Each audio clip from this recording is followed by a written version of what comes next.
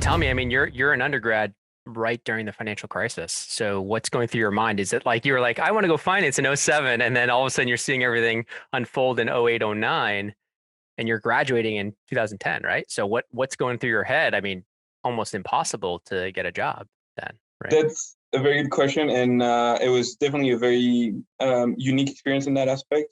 When I joined, all of the all of the young graduates were talking about how they were going to Lehman and other institutions, and then, or a couple months into my undergrad, everything went south. So it was tough. I'm not gonna lie, it was very tough.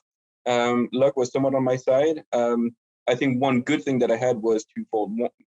One is it was a period of transition for the finance industry.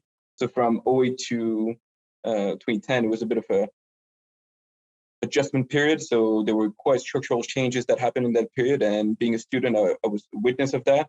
And two, being a student, I could also play the waiting game to some extent.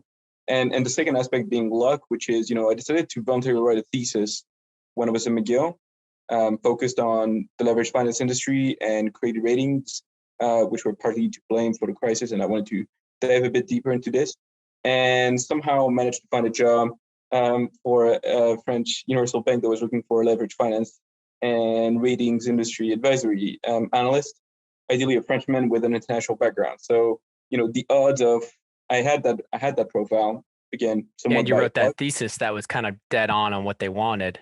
Exactly.